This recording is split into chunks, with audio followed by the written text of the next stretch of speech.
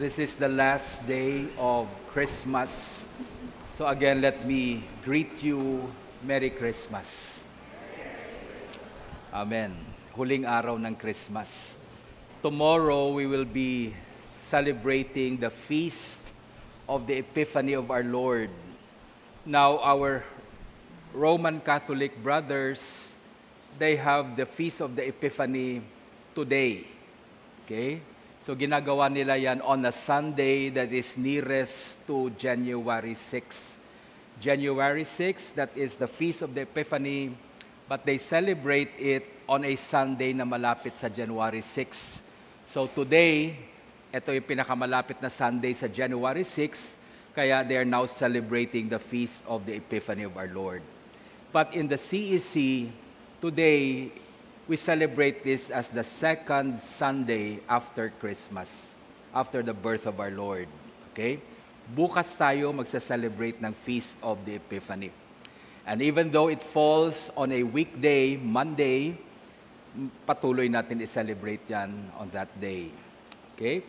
So, today we look at the scriptures today. And the scriptures, if you listen properly, it's so full of meaning. And many times, we don't pay attention so much on the details of the Scripture. Minsan, yung mga hinaharap nating problema, yung sagot at solusyon ng problema natin, sinulat na ng Diyos. Amen? Alam na ng Diyos na sa buhay na ito, magkakaroon tayo ng problema. Magkakaroon tayo ng mga pagsubok sa buhay. Alam ng Diyos yan. That's why He gave us already a letter. The Bible is a love letter from a father to his beloved children. And everything you need in life to overcome, to face the challenges, to overcome the obstacles, yung instructions ng tatay natin sa langit, nandito na sa kanyang salita. That's why we are encouraged to listen. Okay? Sometimes we just read, nagbabasa lang tayo ng Bible, pero hindi tayo nakikinig. Remember, faith does not come from reading. Faith does not come by looking. Faith comes from hearing. So when you read your Bible, yes, you're looking at the scriptures, you're reading them, but inside, we have to learn to listen. Now, dalawa yung tenga ng tao. We have the outer ear. Okay? The outer ear is that's what we use to listen to the sound around us. The inner ear is the most important of all because it listens to what is inside us. Yan ang nakikinig sa mga bagay na nasa loob natin. And we know that Christ is within us. Amen? We know that Jesus lives and resides in our heart and He speaks to us every day. Kinakausap tayo ng Diyos. Minsan, hindi tayo nakikinig sa Kanya. And sometimes we cry out to God pag may hinaharap tayong problema at nag-iisip tayo minsan, we think that God doesn't care about us, but He does care. In fact, He shares what we need to do. But we don't listen. We read the Bible, we look at the Bible, iba nga sa atin, natutulog, ginagawang unan yung Bible. Okay? But we don't bother to listen to what He's trying to say to us. Minsan, ang problema natin, walang ibang solusyon. Wala nang ibang solusyon yung problema natin, except that as you face that problem, all you need is the assurance na may Diyos na nagmamahal sa'yo. Yan lang naman ang kulang. Merong mga problema na hindi mo pwedeng ikutan. There are problems that you cannot get around with. There are problems that you could not escape, except that you go through the problem. But we need to hear God say, I love you. I will be with you. Yan ang dapat marinig natin. Diba? Pag pumupunta ako sa lamay when someone dies and I go there, I don't know what to say. Hindi ko alam yung sasabihin ko. Walang tutumbas sa lungkot ng pamilya na yan na nawala ng nanay, nawala ng tatay, nawala ng kapatid. No amount of words could comfort them. Nothing can comfort them at that time. But as I go there, pag pumupunta ako sa Lamay, with nothing to say, I don't know what to do to comfort them.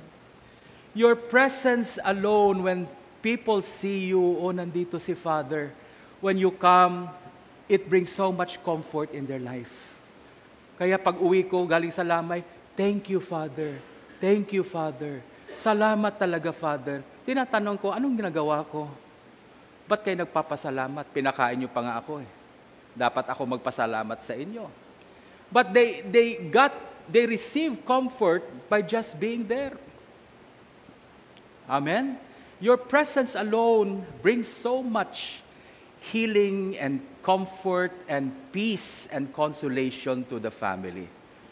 Bakit ganyan? No amount of words could comfort them but your presence alone. It's the same thing with God. When we sit down and we look at the scriptures and read and we're going through a problem, hindi naman kailangan na ma-solve yung problema. Ang kailangan lang na maramdaman mo at malaman mo sa puso mo na nandyan ang Diyos, hindi ka iiwan at mahal na mahal ka ng Diyos. The assurance of God's love for you, that's enough for me.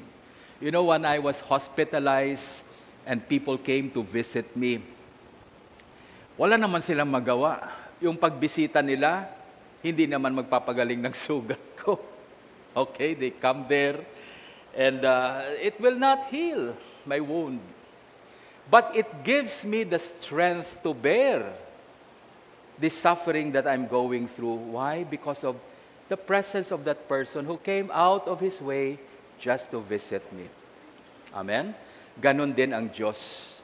Now, today, the second Sunday of Christmas, we're going to talk about our life as God's children. Like I've said, we are adopted by God. Pag sinabi kong adopted, it is not a bad thing.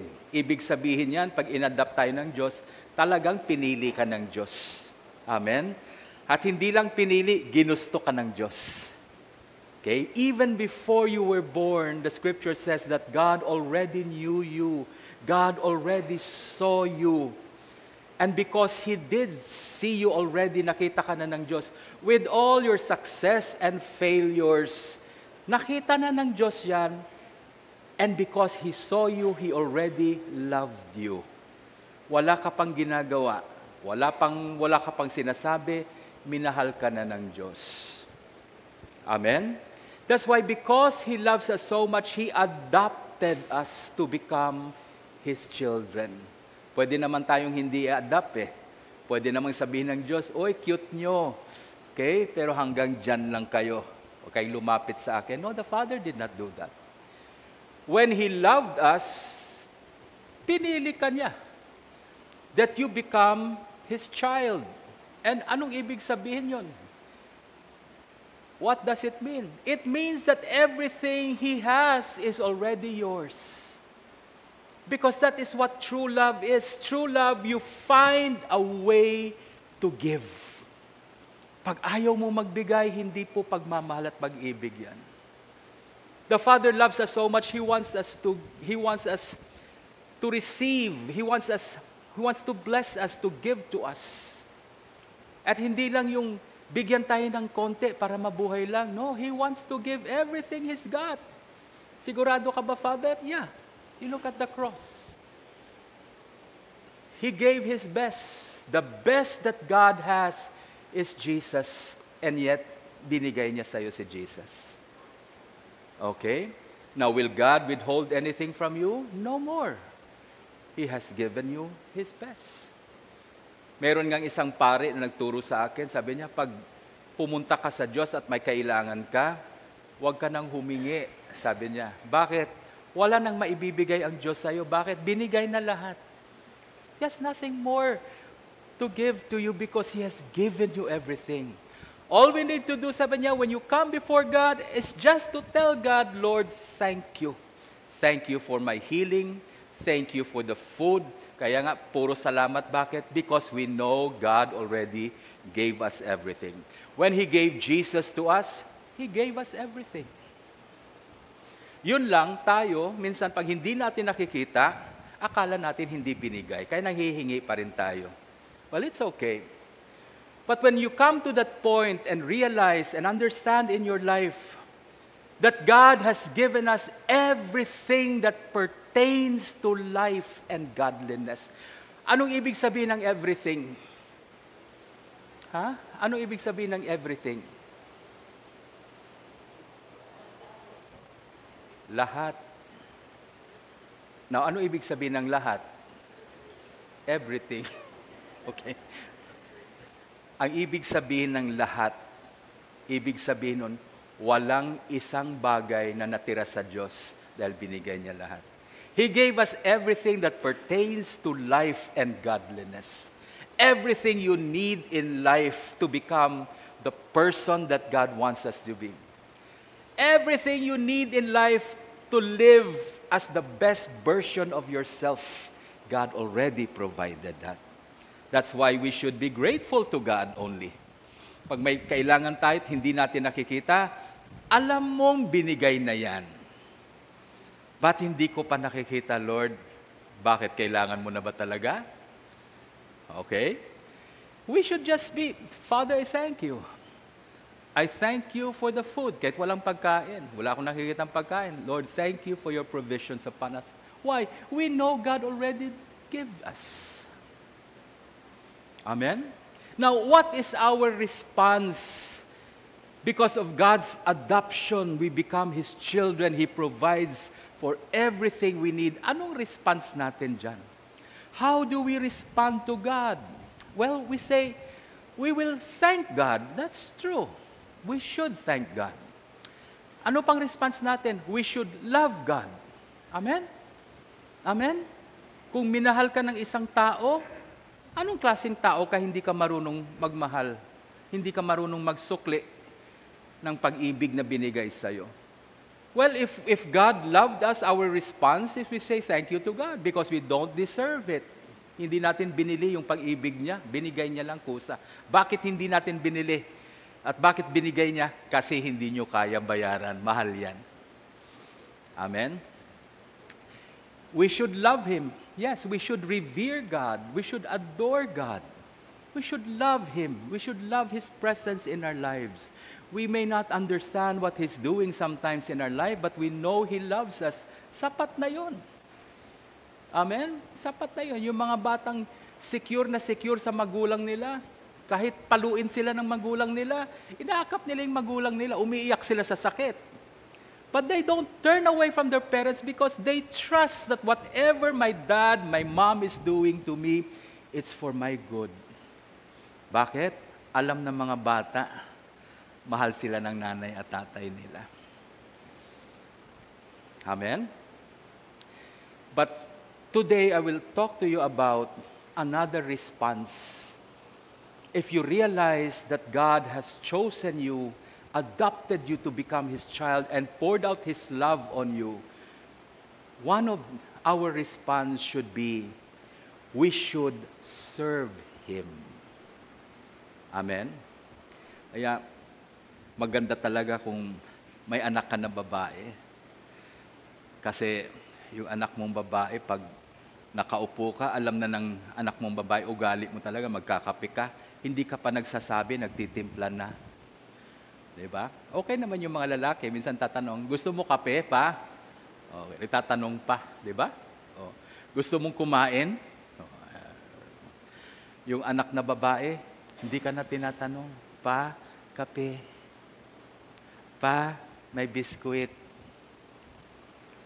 Bakit? Yan ang pagmamahal nila. Response to the love of the Father who takes care and provide for them. That's how they respond. They serve their Father. Amen? Ganon din tayo.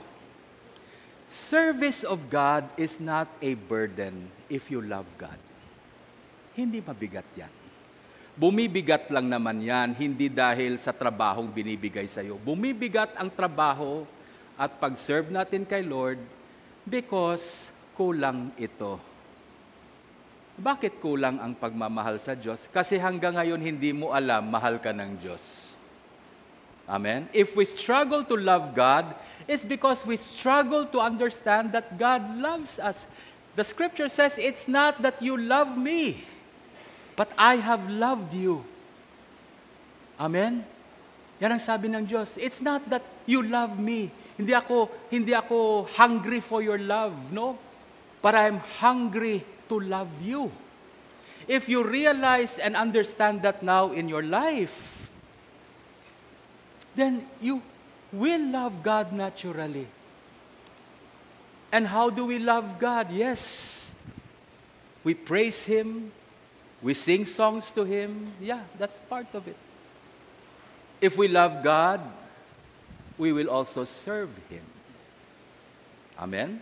Now, before we go to the gospel, let us look at our first reading today. Our first reading says that our God does not get tired.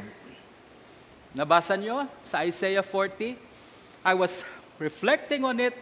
Ang sabi ng Diyos, ang Diyos natin na hindi napapagod. Ano ibig sabihin yan? When it comes to your life, kahit gaano ka kakulit, ang Diyos ay hindi napapagod sa'yo. Amen? Every day, His mercy is new every morning. Hindi siya napapagod. Isipin ko naman sa buhay ko, when I think of my life, iniisip ko kung ako ang Diyos at may taong katulad ko na aalagaan ko, mapapagod ako. Amen? Kasi matigas ang ulo ko. So iniisip ko, papaluin ako ng Diyos, pero hindi naman tayo pinapalo ng Diyos. Tinitingnan tayo, tinuturuan tayo. Amen? God does not get tired of us. Yan ang sinabi ni Isaiah. He does not get tired. No matter how bad we are sometimes, no matter how stupid we are sometimes. Kagaya kahapon, akala ko brown out. Aywan ko anong pumasok sa isip ko. Akala ko brown out, hinawakan ko yung plug na nakadikit doon sa kuryente, hinawakan ko lang. Kung talagang brown out, ay hindi pala. Ha? Hindi pala. Pero tumayo na yung buhok ko dito. At inisip ko,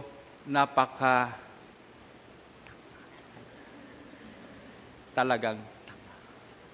Pero minsan, inaamin ko naman, at alam din ng Diyos, meron talaga tayong minsan. Huwag lang araw-arawin, ha? Isa talaga, tanga tayo. Sinabi ng bawal, gawin mo. Sinabi ng sa iyo, huwag mong gawin yan, mapapahamak ka. Ayun talagang gagawin natin. Kaya ano bang tawag nyo dyan? Okay. God loves us in spite of our stupidity. Napapagod ba siya? Nasasabi ba siya sa iyo, ay sobrang tanga ka talaga. Diyan ka na muna. Pagod na ako sa iyo. Hindi. Hindi ganyan ang Diyos natin. Amen? Yan ang sinabi ni Isaiah.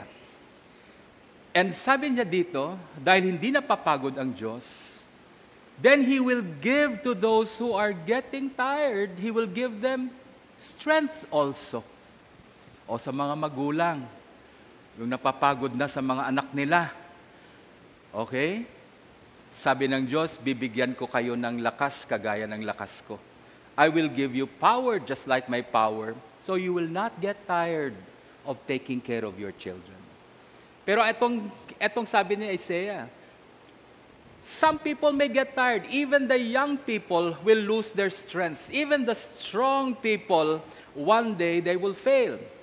But those who wait upon the Lord, those who look to God, those who wait on God, those who serve God and serve His plans and purposes in their lives, sabi niya, they will never get tired.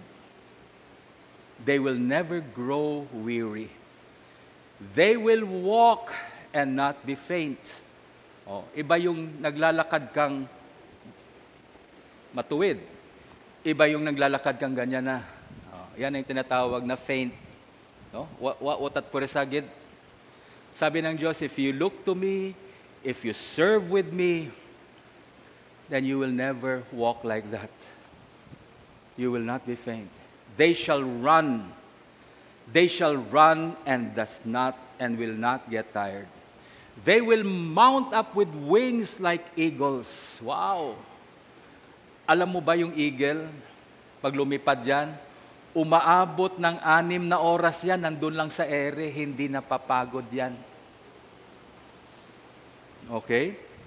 Sabi ko nga, kung meron akong abilidad na ganyan, kagaya ng eagle, nako, ang daming masisave ko sa ticket ng airplane. Liliparin ko na lang.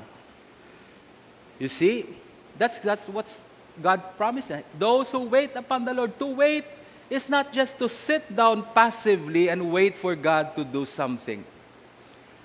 Okay? There are 3 kinds of people.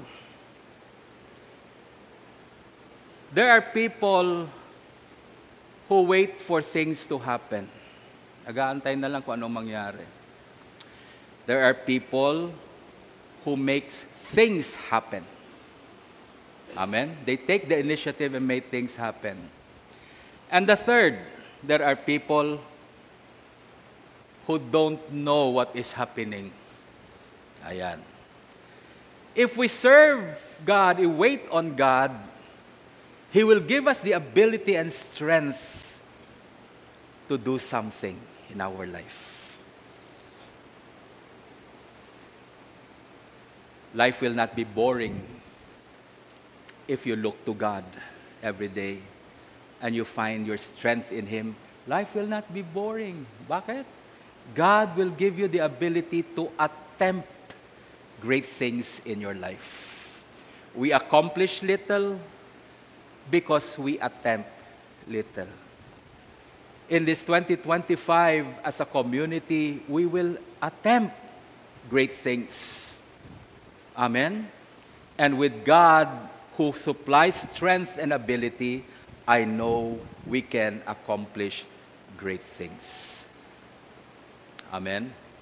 I was talking to one of our youth. Few years ago, may problema siya. He could not go out and go to places and mingle with his friends. Nagkakaroon siya ng panic attack.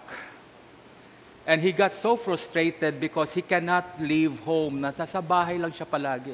And every time he goes out, paglabas siya ng bahay and he goes somewhere, then he has that, nagkakaroon siya ng panic attack. Parang sinasakal siya, hindi na siya makahinga. One time, he called me up, nasa van siya going to Iloilo. Nag-attempt siya. He wanted to be free from that. He attempted to go to Iloilo, mag-isa siya. On the way, nag-panic attack na siya. So they had to bring him back. Binalik siya para siyang mamamatay. And I said, you continue in your relationship with God. Nung hindi na siya nagsisimba, sabi ko, magsimba ka. You go to church. So he came to church, nagsisimba siya. And he goes there. But still, gumaling ba yung panic attack niya? Hindi. Nandyan pa rin. Pag lumalayo siya ng matagal, nanginginig na naman siya. Then finally, after 2 years, sabi ko sa kanya, okay, don't just go to church and sit down in church. Try serving God. Aba, sabi niya, no, Father, medyo hindi ko kaya yan to serve God. Sabi ko, kaya mo. Nakaya mo na nga bumalik sa simbahan at magsimba. Dati hindi mo nagagawa yan. Now, attempt to serve God. So he started to serve God, joined the ministry. Kinuha niya yung ministry na nag-ano talaga yung talent niya and he has a heart for that ministry. He joined, nag-training siya and everything. And finally, he's serving God. Makikita mo siya. Pag Sunday, he dances. He gives his praises to God. Then, last week, we talked, sabi niya, Bishop, nakakapunta na ako sa maraming lugar. Sabi ko, wow. Sabi ko, saan ka galing? Sabi niya, pumunta ako ng Rojas City. Ha? Sino kasama mo? Ako lang. Wow, sabi ko. Sa sunod, sama mo ako, sana all. Di ba? Oh. He overcame that problem.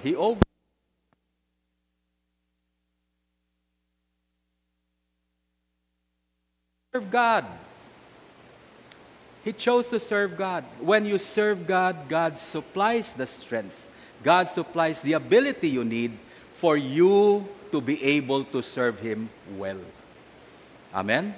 Our second reading, di pa tayo sa gospel, habat na yung oras ko. Second reading talks about the grace of God. The grace of God. And sinusulat ni St. Paul sa Ephesian Church that whatever we cannot do, the grace of God is there for us. Anong hindi mo kaya? I give you an example in my life. May nagtanong sa akin, kaya mo ba maging bishop? Anong sagot ko? Nag-aral ka ba sa kolehiyo ng mga bishop? Wala yatang ganyan. Diba? Kaya mo ba maging bishop? And I pondered, and I looked into my heart, and I said, no, not even an inch will I attempt to be a bishop. My strength, my abilities, everything I have is nothing for me to become a bishop. Wala. One of the things that a bishop would do, and I meditate on this, a bishop should have the ability to lay down his life for the flock. Dugo nga, makita ko lang yung dugo ko, nahihilo na ako. Now, how can I lay down my life for my flock? I look at the picture of a saint. Tiningnan ko yung picture ng isang saint, isang bishop. Before my consecration, I looked at the picture of a bishop na hinihiwa siya. They were slicing him up, binabalatan siya, because he loved his people so much and willing to die for them, binalatan siya. Nung nakita ko yan, sabi ko, hindi ako ganyang klaseng bishop. I'm afraid. I could not imagine the pain, yung sakit na nararamdaman niya. And nung nagpunta tayo sa doktor, tinurukan lang ako para na akong mamatay. Di ba? Di ko talaga kaya. And here is what a bishop is supposed to do, lay down his life for his people. Can I do that? No. So iyon na isang bagay na talagang hindered me. Hindi ko masabi yung yes ko. I cannot say my yes to God because I'm afraid. When I was in prayer, this scripture came to me. My grace, my grace. What you cannot do, what you cannot accomplish, you surrender to me. Give your heart to me. Because I, your God, will make you accomplish what I want you to accomplish. It's not our strength. It's not our ability. It's always His strength and ability. So when I said yes to God, sabi ko, sige, magiging bishop ako. I will take that call and receive, but I surrender my heart to you. And so far, so good. May mga bagay akong ginagawa ngayon, alam ko hindi ko kayang gawin, but I'm able to accomplish them. Why? Because of God's grace. Our gospel, Jesus. Nawala si Jesus, umuwi yung nanay niya from Jerusalem. After a feast, umuwi na si Joseph, si Mary, kasama yung mga kamag-anak nila, all the relatives and friends, they all went home. 3 days yung lakad para makarating doon sa lugar nila. One day after na-realize ni Mary si Jesus wala, hindi kasama ng grupo nila. Akala niya nandun sa pinsan niya, nandun sa tiyahin niya, because they travel together. Okay? So nung hinanap na ni Mary si Jesus, one day after, she found out Jesus was not with them. Wow! Yung anak ng Diyos na pinagkatiwala sa'yo, nawala mo. And you know, sino mga magulang dito? Naisip nyo ba anong mararamdaman nyo pag nawalan kayo ng anak? Di ba? Hindi nyo maisip, di ba? Pangit isipin. But this is what Mary felt. She lost her one and only beloved son. And she went back, another day of walking back to Jerusalem. And they looked for him there. And finally, they went to the temple. And true enough, when they got there, Jesus was in the midst of scholars. Galing, ano? Why was he there? Because he was listening to them. Diyan kumukuha si Lord ng talino. Marunong kasi siya makinig. Ang taong hindi marunong makinig, magiging totoo yan. Ang taong hindi marunong makinig, okay? Hindi oo. Malagyan mo lang ng di. But Jesus listens to them, and after listening to them, He asks questions, nagtatanong siya. Alam niyo ba, malalaman mo yung tao kung matalino, hindi sa sagot. Malalaman mo yung bata, alam mo talaga magiging matalino yung bata na yung paglaki, sa mga tanong niya. Okay? Nandun ako sa sakristi, may pumasok na maliit na bata, pumasok doon sa sakristi. Nung nakita niya ako, sabi niya, "Oh, Bishop, what are you doing here?" Oh, grabe, di ba? What are you doing here? Hindi ko masagot yung bata. Napaisip ako, nga, no? Ba't nandito ako sa sakristi? What are you doing here? Jesus was asking questions, and the scholars, the teachers of the law, they were marveling at him because of his wisdom. He was listening and asking questions. And he answers his own questions. Oh, yun. Ibang klase. Siya magtatanong, siya rin ang marunong sa sagot ng tanong niya. And so when Mary saw him, nung nakita siya ni Mary, yung stress ng nanay, yung lungkot, lahat ng emotions, alam ko anak ka ng Diyos, but you are my baby. At that time, Jesus was only 14 or 12 years old nung nawala siya. And Mary said, "Why did you do this to us?" No? Palaging ganyan ang nanay, di ba? Pag nagalit, "Bakit mo ginawa sa akin to?" And I always remind parents, yung anak mo nagkamali, hindi naman niya plinano saktan ka. Yun lang yung pagkakamali niya, nakakasakit ng magulang. Pero hindi niya plinano niya, saktan ko yung nanay ko bukas. Magpapabuntis ako. Diba? Walang ganyan, walang nagpaplanong ganyan. It happens and it hurts the parents. Kaya yun ang tanong ni Mary, why did you do this to us? Na-stress kami ng tatay mo. Bakit mo ginawa sa amin to? And they were so surprised when Jesus answered them. Kaya mag-ingat kayo pag tinatanong-tanong yung Diyos, baka sagutin kayo. Alam mo naman ng Diyos, pag sumagot yan, baka hindi mo kayang sagot. This is what Jesus said to her. Why are you looking for me? Bakit niya ako hinahanap? Hindi mo ba alam? Don't you know that I have to be in my Father's house and in my Father's business? Sumagot ba si Mary sa kanya? Tumahimik yung nanay niya. Quiet.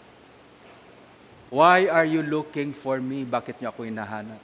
Hindi niyo ba alam that I have to be in my Father's business?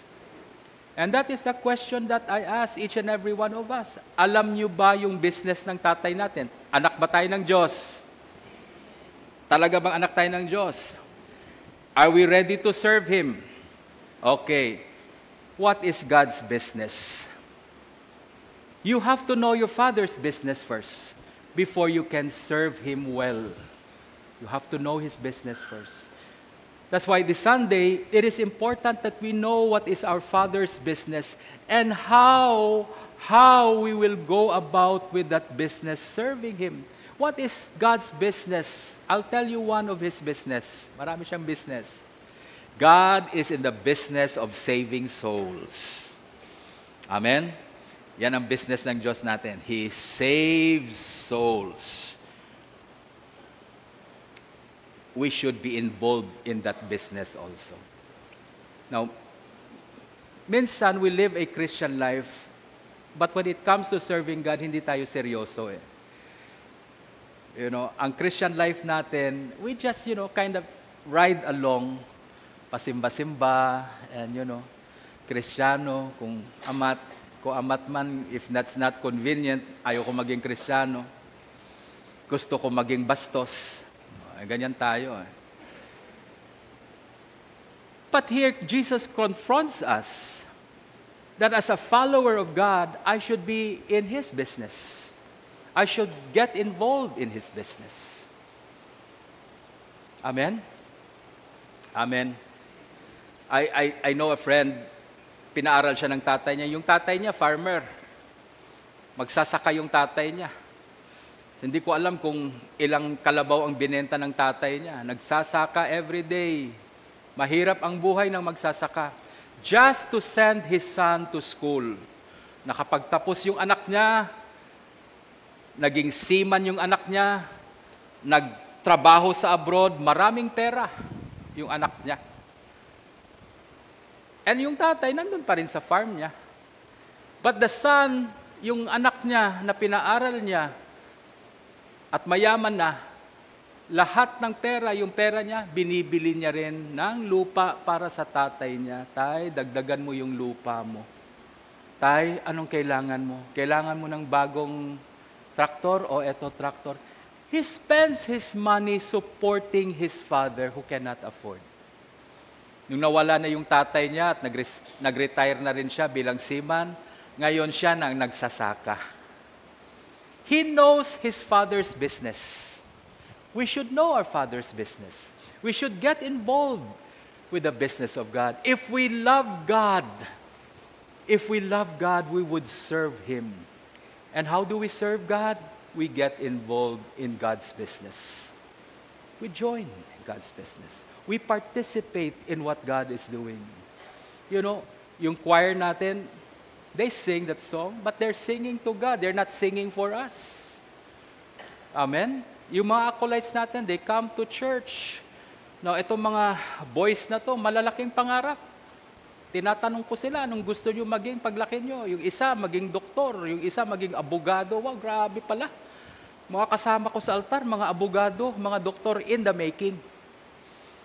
Okay? Yung isa, gusto mag-gobernur ng Aklan. Aba, grabe tong acolyte na to. Sabi ko, paano pag naging gobernur ka na? Magsiserve pa rin ako sa altar ko. Nakakahiya naman. Di ba? Nagmimisa kang ganyan. Yung nanghugas ng kamay mo, gobernador ng Aklan. Acolyte pa rin. Ano? They have so many dreams. So many plans in life. But because they love God, they serve God in His church. Our psalm reading today is one of my favorites. Sabi ni David, I would rather be a doorkeeper in the house of my God than to be a king and sit in the tents of the wicked. No, I would rather be a doorkeeper in the house of my God. Kahit yun na lang yung pwede kong gawin dahil hindi ako qualified to serve God, I will rather be a doorkeeper. This year, we are going to go out into mission, but I want us all to get involved. Hindi ko kaya to pag ako lang. The bishop cannot do it. The bishop is always attached to his community, his flock. And together we have to do mission together. Kaya yung mga nagsasabi, wala akong ministry, hindi ako involved sa ministry. Bakit? Tingnan mo. Tingnan mo yun. What is available? Bishop, wala talagang ministry tumatanggap sa akin. Ayaw ng ministry sa akin. Alam mo,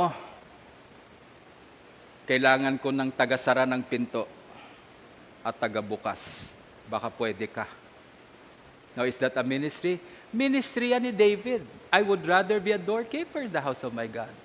I will not make excuses why I will not serve the Lord. I will find ways and means to be able to serve God.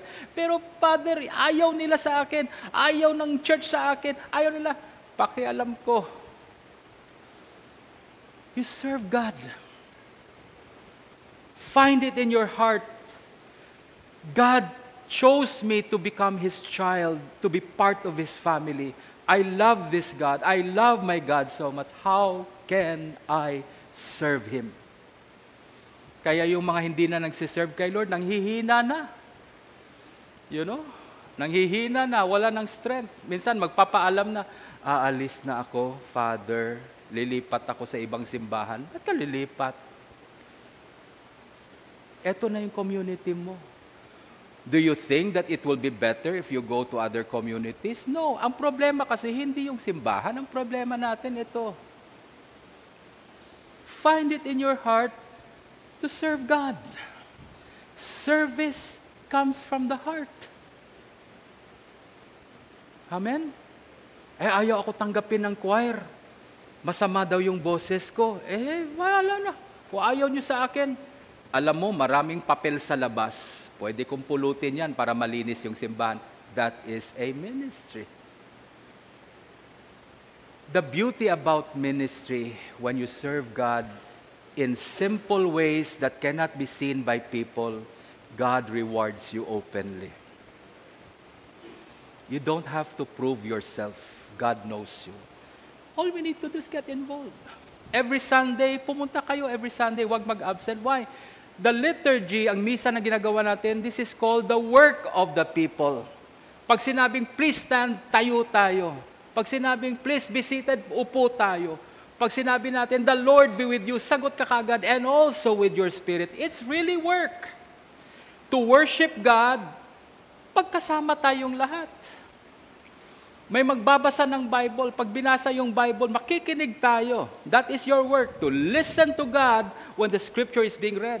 Pagkatapos ng basa, anong sasabihin ng lector? The word of the Lord. Anong sagot mo? Thanks be to God. Salamat, Lord, kinakausap mo ako. Salamat, Lord, sinasabi mo ang kailangan ko. I thank you, Lord. Thanks be to God. That's the word of God. God is speaking to you. You respond with thank you. Ang hirap kasi pag hindi na tayo kinausap ng Diyos. Kinakausap tayo ng Diyos. Pag sinabi ng pare, the peace of the Lord is always with you. What do you say? And with your spirit, we're working together to worship God. That's why on a Sunday, wag absent.